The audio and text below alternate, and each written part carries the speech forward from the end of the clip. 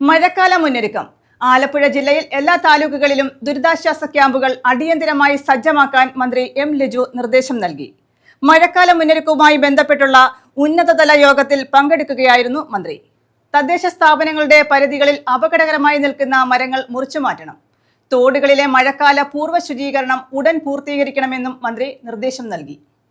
മഴക്കാല മുന്നൊരുക്കത്തിന്റെ ഭാഗമായി ആലപ്പുഴ ജില്ലയിലെ എല്ലാ താലൂക്കുകളിലും ആവശ്യമായത്ര ദുരിതാശ്വാസ ക്യാമ്പുകൾ അടിയന്തരമായി സജ്ജമാക്കാനാണ് മന്ത്രി എം ലിജു കർശന നിർദ്ദേശം നൽകിയത്.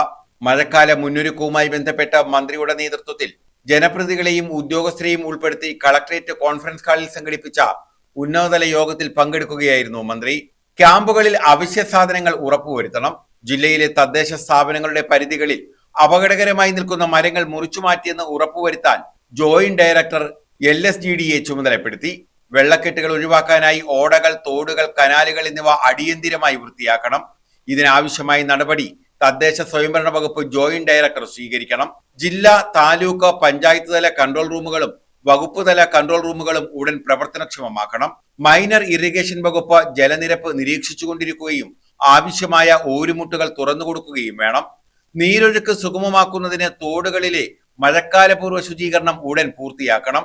തണ്ണീർമുക്കം ബണ്ടിന്റെ എല്ലാ ഷട്ടറുകളും തുറന്നതായും ജില്ലയിലെ 617 ഓരുമുട്ടുകളിൽ 521 എണ്ണവും തുറന്നതായും മൈനർ ഇറിഗേഷൻ വകുപ്പ് അറിയിച്ചു.